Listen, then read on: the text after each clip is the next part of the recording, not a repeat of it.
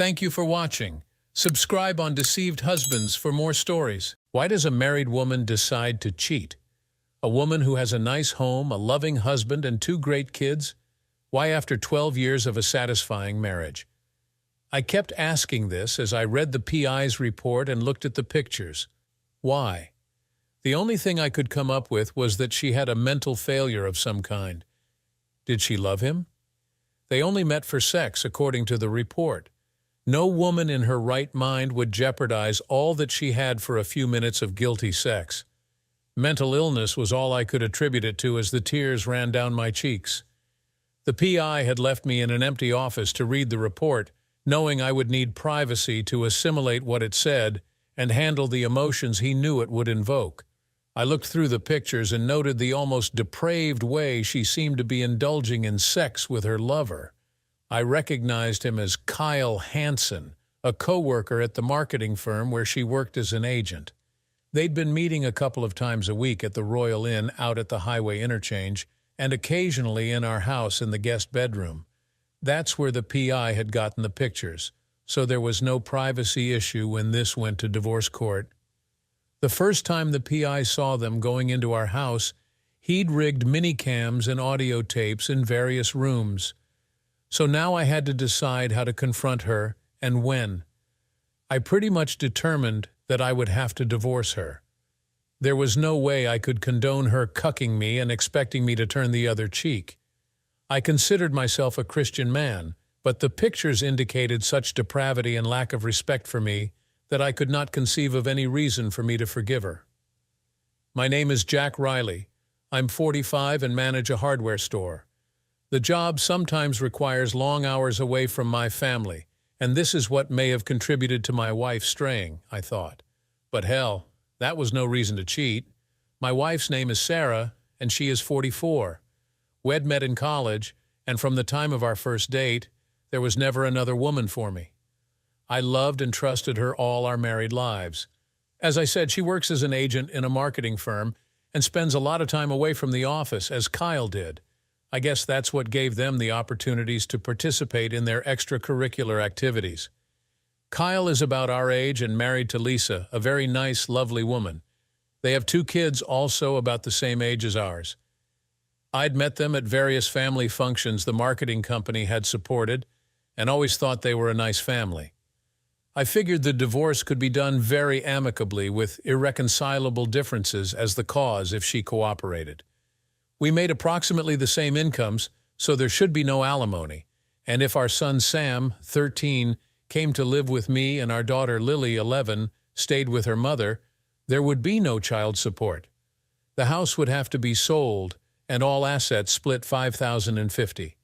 If she didn't agree to this, then I would threaten to divorce her for adultery, and the PI report with all the pictures, audio tapes, and videos would be made public. I thought about Kyle and what this would do to his family, but I didn't know how to handle that problem yet. I guess at the right time I would take the data I had and give them to his wife and let her decide. I knew it would devastate her as much as it did me, but she had to know the type of guy she was married to, and I wanted some revenge for what he'd done to my family. Just then there was a knock on the door and the PI came in. "How are you doing, Mr. Riley? Do you have any questions on the material?" "No, I guess not. It's all here as I expected," I sadly responded. "Do you want to see the videos or listen to the audio tapes? You might get a better idea of how the events transpired." "No thanks, I couldn't take any more than what the photos show," I answered. I really couldn't take what I'd seen if she'd totally given herself to another man. And so I got up and prepared to leave.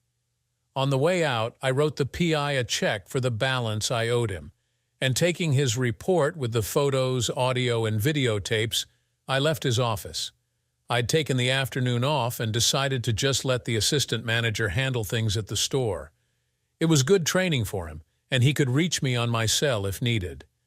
Stopping at a park near our home, I mulled over in my mind the events that had led me to discovering my soon-to-be ex-wife's adultery.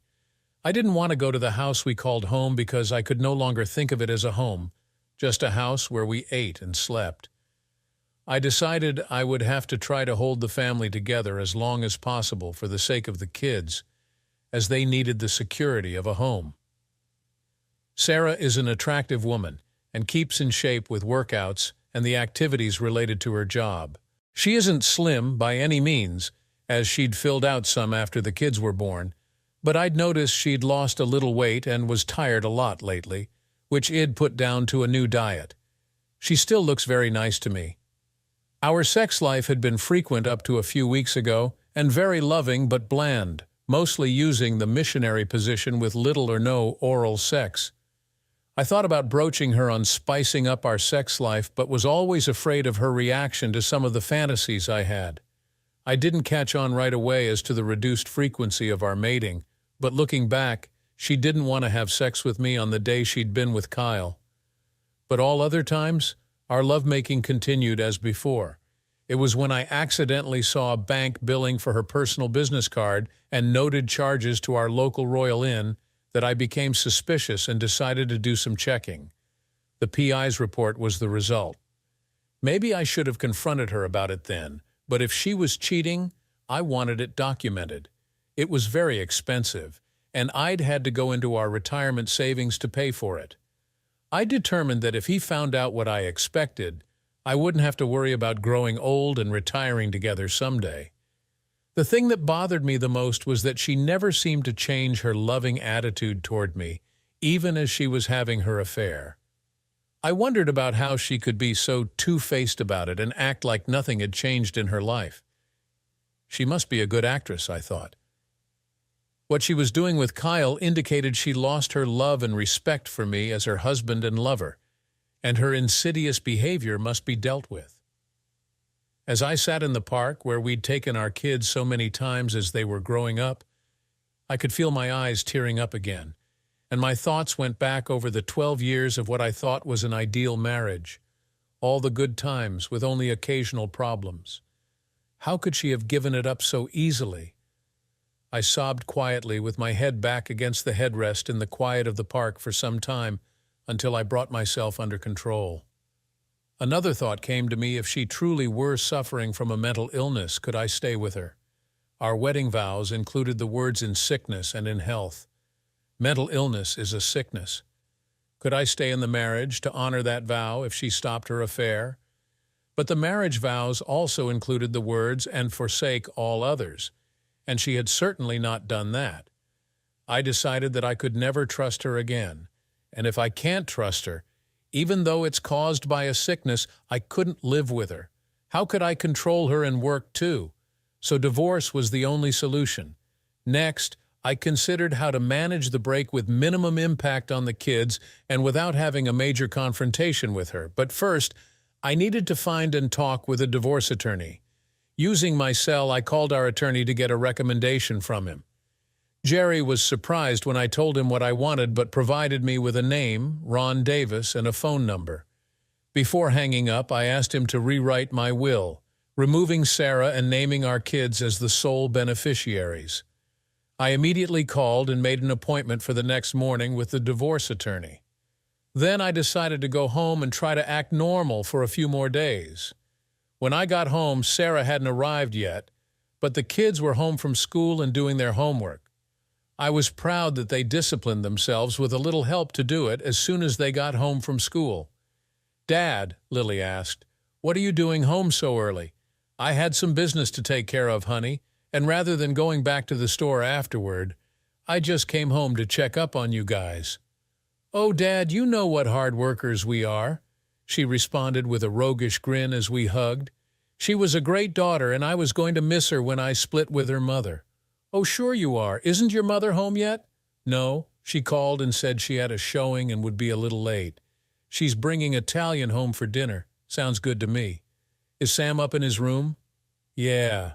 I wondered if Sarah was meeting Kyle this afternoon at Royal Inn as I went upstairs and knocked on Sam's door. I'd pulled off the PI as I had all the information I needed, so I wasn't keeping track of her affair as I had before. Sam opened the door, and I ruffled his hair and hugged him. "What's up, Dad?" "Nothing much, just letting you know I'm home." "How's school going?" "Good, no complaints." We talked for a few more minutes, then I went downstairs and made myself my favorite drink, bourbon on the rocks, while I waited for Sarah to get home. She came in half an hour later, looking a little tired and pale, even a little grayish, and with her recent weight loss, it made her dress hang a little loose on her. Funny, I thought she hadn't mentioned going on a diet. I watched as she took the bag of Italian into the kitchen and hugged Lily. Then she went and called upstairs for Sam to come for dinner, before turning to me with a smile that lit up her whole face. "How was my darling husband's day?" she asked with a kiss on my cheek. "Fine," I responded, returning a kiss to her cheek. "Are we grouchy about something today?" she asked with a questioning look on her face. "No, I'm fine, honey. Just a busy day," I responded, trying to act a little more cheerful. She looked at me with a funny expression on her face, almost like guilt, I thought, and turned and went back into the kitchen. I finished my bourbon and went out to the kitchen to help her set the table while Lily poured the water glasses. She seemed to love me as much as she always had, and it really puzzled me as to why she was suddenly needing extra sex and risk our marriage. But it would soon be a moot point since the divorce would proceed no matter the reason for her adultery. We had a pleasant meal together as Sarah told us about the showing that had delayed her. It seems it was a rather large, expensive house, and her commission would be considerable. I didn't know or care whether there was a real showing or if she had just indulged herself with her lover instead. I was past caring, but I tried not to reveal my inner feelings for the kids' sake as we ate. Afterward, the kids cleaned up the kitchen, and while Sarah was upstairs putting on more comfortable clothes, I went into the family room to watch the news. I heard the shower running upstairs, and I wondered if she was washing off her lover's smell so she could give me a guilty seconds tonight. I was getting mad about her affair and beginning to think about appropriate revenge. That night she did try to initiate sex, but I put her off and rolled over away from her. I feigned sleeping, and I could hear her sigh as she turned away. The next morning I was up early and out of the house before the rest were up. I left a note explaining that an important project at work needed to be finished today, and I needed an early start. I really was finding it very difficult to function normally around Sarah, and I needed the time away from her. I did finally get into work and managed to get a few things done before I had to leave for my appointment with the divorce lawyer. When I arrived at his office, I had my copy of the PI's evidence with me. His secretary ushered me immediately into his office, and after introducing myself, I explained what I was seeking in the way of a divorce. He glanced through the pictures and read the report and agreed that it was a reasonable plan and could be handled very easily if she agreed. If she didn't, the report, pictures, and other data would provide strong leverage to get her to agree. I asked him when he could be ready to serve her with a notice of divorce, and he responded by telling me a couple of days. It would take that long to prepare the papers, file them at the courthouse, and then prepare copies for serving. I asked if he could put one of the photos of her and Kyle with the divorce papers to be served so that she would know immediately the reason. He promised he would do that, and he would call me as soon as the papers were ready to serve. I left and headed home. Now I had to decide how to break the news to Sam and Lily. The breakup of the family without any warning would devastate them, I was sure. I couldn't warn them ahead of time, as Sarah would know before being served, and part of my revenge was going to be having her served at the marketing firm. I planned it to be a total surprise that I knew about her affair. That and the notice of divorce should shock her into suddenly realizing what she had lost. It might also signal to Kyle that his marriage might be in trouble too if he was there or heard about it. The kids were my biggest concern, and I had to figure out a way to break it to them gently. I spent the rest of the day looking for a furnished apartment that I could call home temporarily until I found something more permanent. I finally found one and put down a deposit to hold it for a few days and then headed home. Sarah was home when I got there, preparing dinner. When she saw me, she smiled and gave me a warm kiss. Lord, I thought, this woman can act, and if she can do it, I can too, and returned her kiss with some passion. Easy, big boy. Wait till tonight and I'll give you what you're looking for. Lily, who was doing her homework at the dining room table, cried in disgust, Mom, that's gross. Sorry, honey, Mom got carried away for a minute, Sarah laughed. I wondered if I could stomach making love to her, but she might start getting suspicious if I didn't respond to her sexual overtures. I put her off last night, but I couldn't put it off 2 nights without an explanation. If I could, I'd have to do it. "What's for dinner?" I asked, with my arm still around her waist. "It's going to be burnt chicken and biscuits if I don't stop playing with you," she responded with a grin at me as she returned to her meal preparations. That night, she slid into bed naked, but I noticed she appeared thin, and I was about to ask her why she was on a diet when she grabbed me and brought her mouth to mine.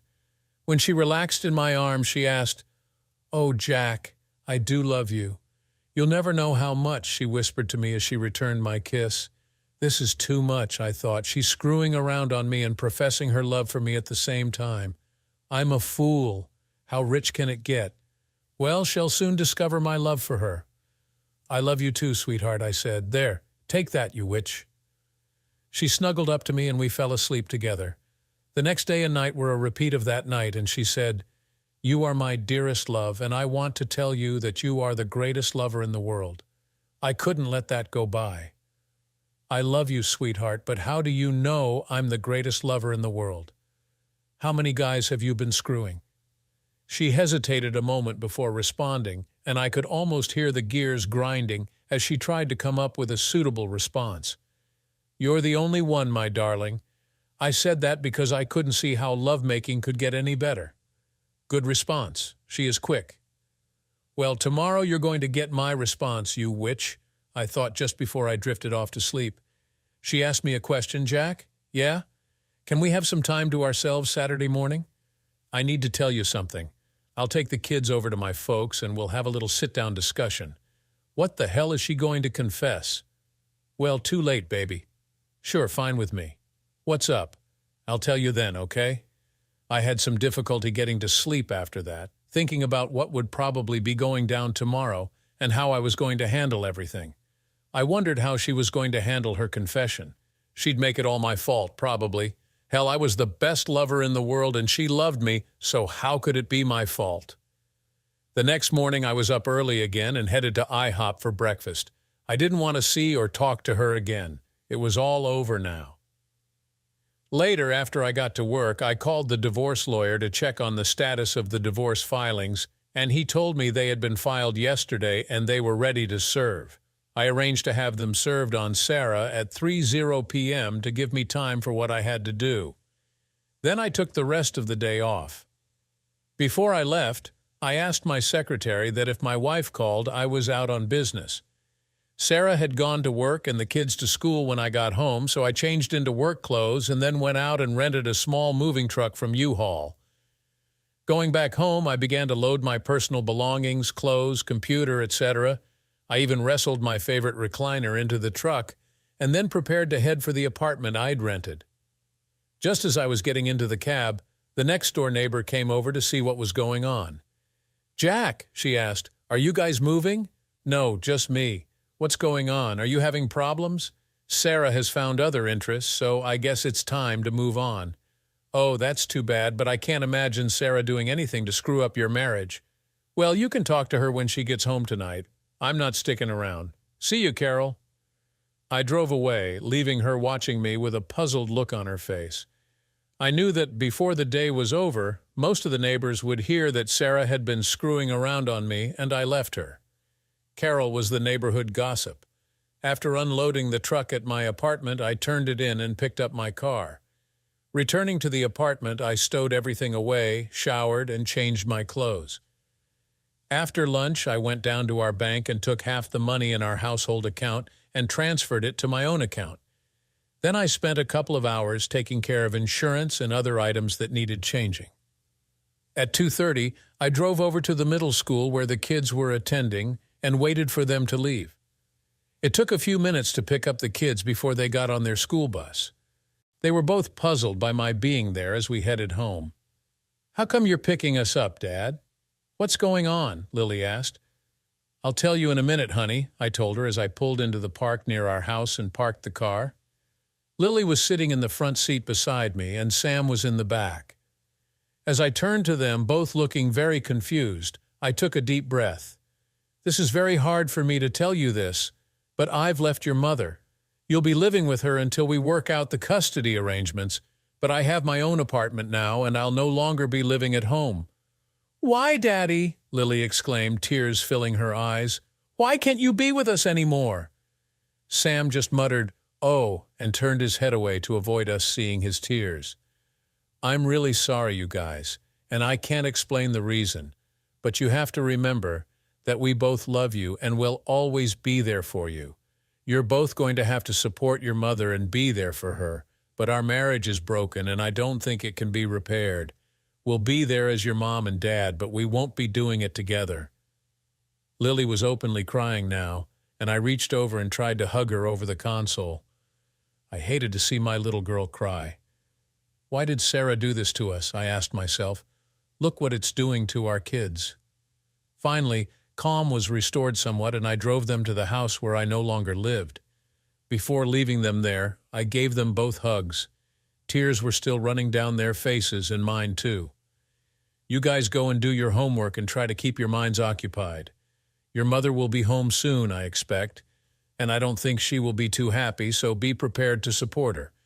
You can call me on your cell phones if you need anything, and I'll be calling you to see how you're doing. I'm really sorry about this, but sometimes things happen over which we have no control, and this is one of those times."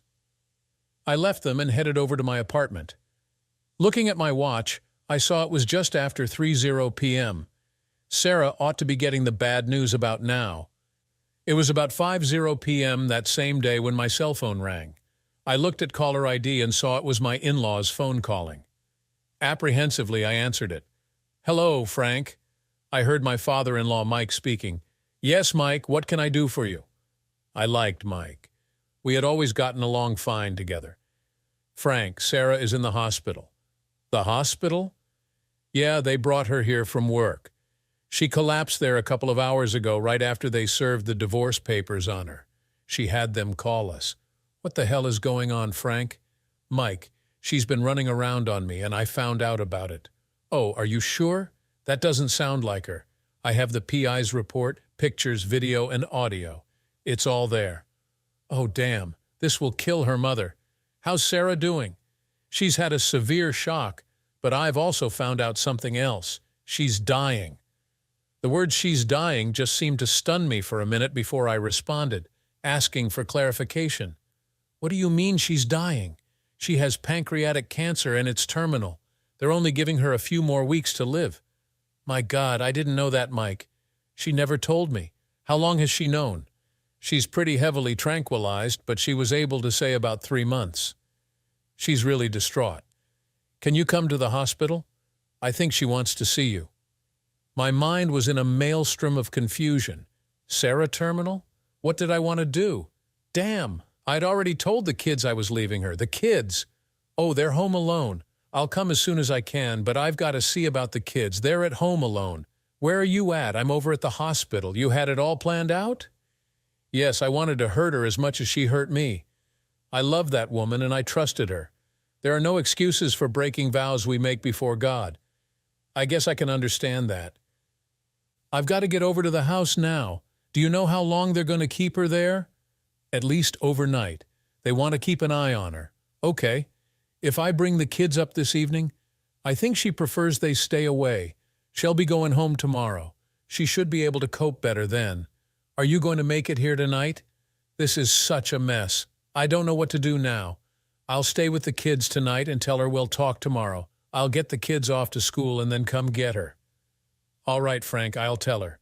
Well, stay here until she goes to sleep." After hanging up, I got in my car and headed back to the house. As I was driving, my phone rang. It was Lily's cell. "Hello, Lily. Daddy, Mom isn't home yet. Has something happened to her? I'm on my way home now, honey. I'll explain when I get there. It should only be a few more minutes, okay? Bye." Lord, what was I going to tell the kids? This was such a mess. Why didn't she tell me she was terminal? Maybe this explains some why she had the affair. She must have started it after she was told about her illness. No wonder she was losing weight and was tired all the time. Pulling into the driveway at home, Lily came running out the door to greet me. Sam stood in the doorway watching. "Daddy, where's Mommy?" "She's in the hospital, baby." She fainted, and they took her in for a checkup. Grandpa Mike called, and she's doing fine, so don't worry. We'll see her tomorrow when she comes home. They're just keeping her overnight to make sure she's okay." I took her hand, and we went inside. I put my arm around Sam's shoulder to reassure him. He seemed to appreciate the gesture. "How would you guys like to go out to eat?" After dinner at our favorite pizza restaurant, we went back to the house. I called Mike to see how Sarah was doing, and he said she was sleeping comfortably and they were getting ready to go home. I reiterated to him that I would be in to see her in the morning and bring her back home. We had lots of things to talk about. He agreed with me. Before the kids went to bed, Sam asked, "Are you coming back home, Dad?" I thought for a moment before answering, "It looks like I may have to, Sam. You guys plan to go to school tomorrow, and then I'll probably bring your mother home. We can have a family discussion tomorrow evening, okay?" "Yeah, that's fine." Lily, who was listening, asked, "Do you still love Mom, Dad?" "I've always loved your mom, honey. It's just that something made it so I couldn't live here anymore. But I may have to come back to help your mom for a while." She smiled at my response that I was coming back home. I gave them both a hug before they went to their rooms. After they left, I made myself a drink and then sat in front of the TV, looking at the blank screen for a while. Yes, I'd have to come back home if she was dying. She wouldn't be able to look after the house and the kids. We would have to talk tomorrow before the kids got home to iron out living arrangements. I would have to assume there was a tie-in between her affair and being told her anticipated lifespan was severely shortened. Maybe I would finally find out why. There were a myriad of things I would have to do, including canceling the divorce action. There was no sense pursuing a divorce with a terminally ill person. I'd have to give up the apartment too. Lord, why didn't she tell me about it? Why keep it a secret? We might have been able to work something out. Thinking about her and our 12 years together, and the thought of losing her suddenly made me very sad. Maybe it was the alcohol, but it felt like I was suddenly covered with a pall of grief. It had been such a stressful day, and to have it end like this must have been too much, because I felt the tears running down my cheeks. In my haste for revenge, I charged ahead without talking to her or confronting her. Now I would have to take the time to find out why. We had nowhere else to go. If she only had a few weeks to live, her actions breaking our wedding vows meant I did not have to honor my obligations to our marriage, but I couldn't throw her out now. I did still have responsibilities as a fellow human being and a parent. The next morning I was up early and got the kids ready for school. Lily was excited about seeing her mother when she got home from school. "Have you heard how Mom is doing this morning, Daddy?" "I haven't had time to call yet, honey. I'm sure if there was a problem, they'd have called us. Do you have everything ready for school?" "Yes, it's all in my backpack." "Okay, then let's get going. The bus will be along in a few minutes. You all set, Sam?" "Yeah, I'm ready." "Okay, see you later then. Have a good day." After they went out, I stood on the porch watching until the bus came and then went back inside. Before I picked up Sarah, I needed to bring my stuff back home, so I called the truck rental place and got the same truck reserved. They promised to have it ready as soon as I arrived. I called the hospital and asked for Sarah's room. She was having breakfast when I called, but started crying as soon as she heard my voice. "Oh, Jack, I'm so sorry." "Can we talk? I'm going to come get you about noon, Sarah. I have some things to do first, and after we get home, we can talk." "Are you sure they're going to release you?" "Oh, yes, the doctor was in, and he said I could go home this morning." "I'm so sorry, Jack. Save it until we get home, Sarah." "I'll see you later," I broke in gently. "All right," I heard back in a small, weepy voice. Putting on my work clothes, I headed for U-Haul to pick up the truck. It took a little less than 2 hours to get my stuff moved back home. Then I showered and changed clothes again and took the truck back to U-Haul. I picked up my car there and headed to the hospital. Sarah was waiting for me, all dressed, sitting in a wheelchair in the hospital lobby when I got there. Her parents were with her, and I was stricken by her appearance. Since I'd seen her yesterday morning, she looked like she'd aged 10 years. Her eyes were red and swollen from crying, and her pallor was almost a grayish yellow. However, I steeled myself from taking her in my arms. "Are you all ready to go?" "Yes. They released me a little while ago. I've just been waiting for you, she sobbed out. Come on then, I told her with some kindness in my voice, as I didn't want her to start a scene in the hospital lobby. Let's go home. Mike spoke up. She's our daughter, but she's your wife, and we gave her to you in marriage. If your marriage is finished, we'd like to have her back with us. I hear you, Mike, and I recognize my responsibilities as a husband, even though your daughter has broken her marriage contract with me. We'll be talking when we get home, and I'll let you know. Okay, Frank. If you go get your car, we'll wheel her out when you get back. Thank you, I responded as I hurried out to get my car. Later, as we drove home, Sarah started to speak. Jack, I'm so sorry. I know nothing can tell you how sorry I am.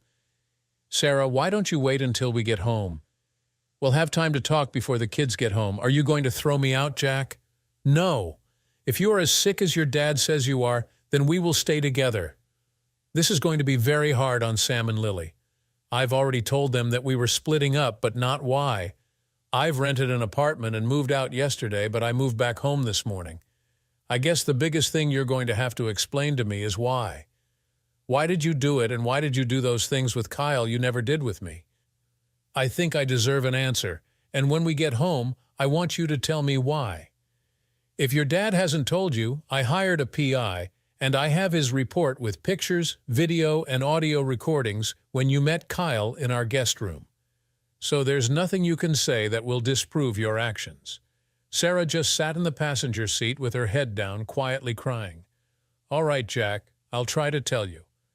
We drove along in silence except for her weeping until we got home. I helped her inside and up to our bedroom, where she said she'd like to shower and change her clothes before we sat down to talk. While she was doing that, I made soup and sandwiches for lunch. After lunch, we sat at the kitchen table across from one another and looked at each other. Go ahead, Sarah. I want to hear it now before the kids get home. All right, I don't know whether you remember or not, but about 3 months ago, I was having stomach pains I thought were indigestion or heartburn. Well, after a couple of weeks and the pain didn't stop and I couldn't relieve it with an antacid, I went to see our family doctor and he sent me out for tests and a CAT scan. I did all this without telling you because I didn't want to worry you or the kids unnecessarily. My job lets me get out of the office at odd times, and I took advantage of it. When he got the results, he made arrangements for me to see an internist. He did some more tests and finally told me I had a case of pancreatic cancer, and there wasn't much they could do for me. He told me that it was discovered so late that treatment would be ineffective, and I had only a matter of weeks to live. I was finally going to tell you about it this Saturday. It struck me very hard that I would be leaving you and Sam and Lily. I didn't know what to do or how to tell you or the kids. One thing that also kept going through my mind was that I was so young and really hadn't lived yet. Sometimes when you weren't around, I went to X-rated sites on the computer and watched certain acts that really turned me on. I always wanted to do some of them, but never mentioned it to you because I was afraid you'd lose respect for me. I wanted your memory of me to be unsullied with thoughts that I was a deranged woman. So I was in a terrible quandary, and my judgment was clouded by the thought my time was running out fast. I wanted the experience of living my fantasies before I went, but the one who I should have talked to about it was you. But I didn't want you to remember me as a horny woman. I knew that Kyle was into these things because I'd hear him talking to a couple of other guys in the office one day when they didn't know I could hear. So I got up my nerve one day and asked him about it, and he admitted to having a bunch of videos that he could show me. So one afternoon we went over to his place, and he put on several X-rated videos. They got me so hot that we got involved. It wasn't as good as I'd hoped it would be, or as fulfilling as when we did it, but I kept hoping it would get better. We even did it in our guest room a couple of times, as you know. I would never let him in our bed. The last time we did it was in the guest room, and I tried to make it as good as the videos showed it to be, but I couldn't enjoy it. And I finally convinced myself that it was never going to get better, so I ended it with him. I know that what I did was terribly self-centered on my part, and I did it without thought of you or our children. My only excuse is that when I received the word that I was terminal with only a few weeks or months to live, My mind went blank, and I could only think about myself. Now I want to sincerely apologize and be allowed to come back home and spend the time I have left with my family. There is no way I can ever atone for what I've done, and I can't ask you to forgive me, but I hope you can someday. I know that your respect for me, which I tried to preserve, is totally gone because of my actions. I'd hoped when I started my affair that I could live my fantasies and keep it a secret, because I knew if you found out, you would take the actions you did. I'm ready to take whatever punishment you want to give me because I need my soul to be cleansed of the sins I've committed. You're the one I love and respect above anyone else, and I need your punishment for my absolution. I sat there for a few minutes after she had finished, looking at her. She had turned her face down, looking at the table, and continued to do so, waiting for my response. Finally, I determined what I needed to say in response to her confession. Sarah, I'm so very disappointed that you did what you did and not come to me first, and that you so completely shut us out of your thinking and your life. I can understand the shock when you were informed about your shortened mortality, but to completely cut yourself off from me because you wanted to do something that you were afraid I would have found offensive is beyond my reasoning ability. I would have gone along with anything you wanted to do. My love for you would have transcended all thoughts of withholding myself from just about anything you needed. I am your husband, and when we married, we became one entity with love as the cohesive force binding us together. I should have been the one to support you in what you wanted to do. It seems almost funny now, but during our married life, I've wanted to do things in bed with you, but I was afraid you would reject me and lose your respect for me. Now I find out we had the same desires, but we never communicated with one another about them, and look where it's gotten us. As they say, it's all water under the bridge now, and yes, I want you to stay home here with us as long as you can. You've made a terrible mistake that I'm struggling to forgive you for, but I have a better understanding now regarding the why of your actions, and maybe that will help me come to grips with it. Maybe you should sleep in the guest room for a while until the dust settles a little. I'm probably going to have to hire someone to come in and do the laundry, cooking, cleaning, etc. We may have to eventually convert the dining room into a bedroom for you when you can't get up the stairs anymore, but we'll worry about that later. Thank you, Jack. I appreciate being here with my family, and I'll try not to be a burden. I don't want you to think you're going to be a burden. It's our responsibility, and we will do whatever is necessary to support you. You're my wife, and you're their mother, and nothing will be spared in time or money for whatever time you have left. Thank you, honey, she told me as she reached tentatively across the table and took my hand. When the kids find out about your condition, it's going to be hard on them. It's going to come on top of me leaving you, and that hit them pretty hard. I told them we'd have a family meeting to discuss everything when they got home from school. Her face saddened again as she thought about our children. We have to do it, I guess. They're old enough now, but it's still going to be hard, especially on Lily, she acknowledged, while she continued to grip my hand. I didn't pull away from her. The meeting with the kids took place soon after they got home from school. Lily exhibited her joy to find her mother back home, whereas Sam was less demonstrative but seemed relieved to see her again. They both wanted to know if we were still mad at one another and if we were back together for good. We assured them that Mom was back home for good, but some problems still needed to be worked out in our relationship, and their mother would be sleeping in the guest room for a while. I assured them that the problems would be worked out soon, and they seemed satisfied. I guess it was my job to go on to the family discussion that was not going to be pleasant, but had to be done and put behind us so we could go on. You know, guys, there are some other changes that we need to talk about. Your mom won't be going back to work. She'll be staying home, and we're all going to have to help her as much as we can. We'll be hiring someone soon to come in and help while I'm working, and you're in school, so she won't be alone. Lily, looking puzzled at first, was the first to speak. Are you sick, Mom? Sarah was sitting beside Lily and put her arm around her shoulders. Yes, I am, honey, and it's going to get worse. Lily's eyes widened as she absorbed what her mother had told her. What is it, Mom? It's cancer, baby, and it can't be cured. You're not going to get better? Comprehension was dawning on Lily's face, and I heard Sam mutter, Oh. Tears were forming in Lily's eyes and starting to run down her cheeks. "Are you going to die, Mom?" "Yes, I am, baby. We all have to die someday, and Mommy's turn is coming early. God is calling me home to be with Him." Lily turned and buried her face on Sarah's shoulder and threw her arms around her neck, crying, "I don't want you to die. You can't die. I won't let you." Sarah had her arms wrapped around Lily as I turned to Sam. Tears were running down his cheeks as I put my arms around him. "What's she got?" he choked out. "Cancer, Sam. Pancreatic cancer. There's nothing they can do." Needless to say, for the next hour there was a lot of crying and praying before some sort of acceptance was reluctantly achieved. Lily still refused to believe that her mother was going to leave her, and I recognized that she would need strong family support from another woman when Sarah was gone. Finally, in an attempt to regain some semblance of family normalcy, I called and ordered some pizza to be delivered. Lily sat on her mother's lap, hugging her tightly and sobbing as Sarah tried to console her while we waited for the pizza to be delivered. I was amazed at how well Sarah was holding up, but knew that she was a good mother and would be there for her children as long as she could. Tears were running down my cheeks, too. After a couple of days, there was a degree of acceptance to our situation. Our parents and siblings were informed, and they gathered together to provide support. Sarah's mother, Margaret, moved in with us and took charge of the household. Of course, Sarah had to relinquish the guest room for her mother, and I was happy about that.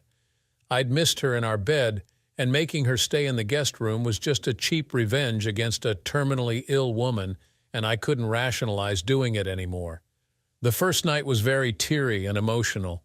It was a night of reconciliation. She told me that she loved me and got down on her knees to ask for forgiveness. I could not hold it anymore and hugged her.